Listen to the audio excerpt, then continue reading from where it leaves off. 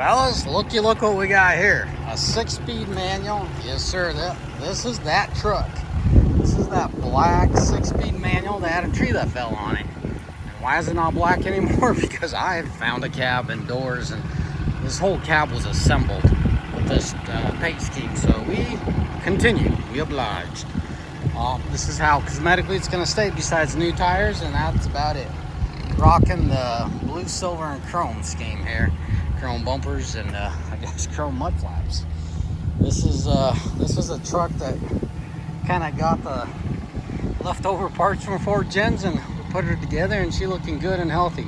Guys, I've driven this thing a couple times, ran errands. I like it. It's a good light truck. It is detuned. It is missing a lot of torques. You know what I mean? But it has a good feeling to it. You know what I mean?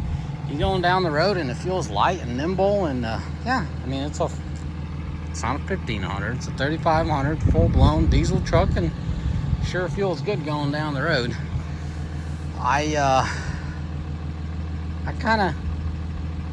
This truck outdid my expectation. I was gonna say I outdid myself, but that's not very true.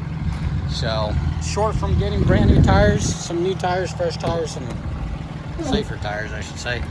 You know, that's pretty much it, man. It really is. I like it. It's 122,000. She drives very good. Whoever this gal was that owned it, thank you for driving a 6-speed manual properly. The tranny is very tight. It's not, doesn't seem like someone grinded the living piss out of it. It was well kept. I mean, they were in and out of this truck a lot, but other than that, you know, it's a tradesman. What we did is we took the cab that you saw on the outside. It was half assembled on the inside, so we pulled the dash, but we left the upper pillars and this. We're gonna wire in the sunroof and the back slider. Obviously, we have the remote control, but we don't have the module, so we'll wire in our own little thing. It's not rocket science, it's just a matter of time. Well, we got the OEM dash back in it, the seats, everything. So, what are my impressions? Like I said, it's a female gal, based off of all the stuff we found in here. Oh, there's still proof, right? I don't know what kind of boy would be rocking something like this. You know what I mean? Whatever that tractor is from State Farm needs to go bye-bye. Yeah, hair clips still from the original owner. I don't know why my guy is holding on to it, but anyways, what I'm trying to say, there's still young men and women out there that know how to drive a manual without destroying it. Suspension is good, just overall a good truck, right? Cosmetically, there was a tree that fell on it. No piece of that was left. You know, we got a good fresh cab with 50,000 miles on the cab. So it rides good, it drives good, it feels good. Besides little gremlins, she's ready to party. And I mean, my shop guy has done a lot more with it than I already thought he would do by now. I mean, he enjoys driving this thing. I think he even did a couple service calls. I mean, our road service is very minimal. I saw this the other day, and it looks like it was jump-starting somebody. There's some rig, not somebody. This typical setup: air compressor, basic tools, and a cage for a tire. We just get people off the road. We don't repair them on the side of the road. We just, you know, put it together and bring them to the shop or help them get to another shop. And that's what our road service does. And it seems like he's been running this one a few times. Pulled a load with it. He was telling me how, yeah, it's definitely missing a little bit of torque. So yeah, I wish I could tell you some crazy story, but I can't. It's a good working truck. It's a reliable truck thus far. What I was trying to get at is mechanically nothing was really replaced. What's up, Izzy?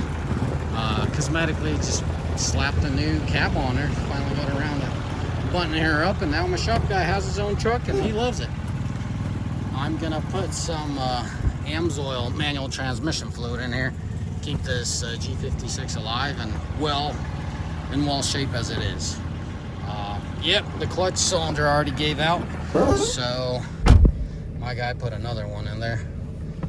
we were gonna go and do this and that. I'm like, forget it, man. Just put an OEM one in there for now, and then once we drop this tranny to put a hefty clutch in here, we'll take care of the going issue. Clutch still feels good, and there's stock power and everything. I think that's why it's hanging in there. Quite frankly, I mean, if you don't use it, I could see this clutch lasting 250,000. It just depends how easy you are on it. As I said, he did tow with it. He likes rolling gears, my shop guy. And being a mechanic, I definitely understand this. But when you're in a hurry, this sucks. Auto's the way to go, and ripping around town running errands. It's super easy on DF. Just, yeah, that's that. I reset the fuel mileage. I was just curious what these manuals get. Well, that's not very promising. 12.7. 13. That's brutal. This thing is brutal on fuel. I wonder,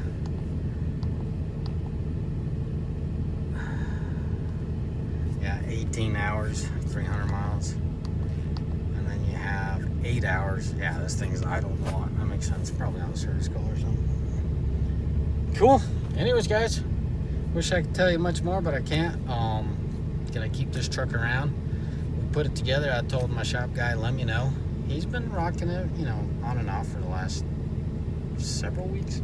I said, bro, if you really like this truck, we keeping it, and you're the one that drives the most on these little service calls and rescue missions. So I want you in a cool truck. This guy's done his time with me, so God bless you, Serge. But yeah, I mean, if he's willing to. I mean, if he's willing to do so much for the company, the least thing I can do is give him a work toy, if you could call it that, right? He enjoys dinking around this thing at the same time. It's kind of his language on the exterior. I guess he likes chrome.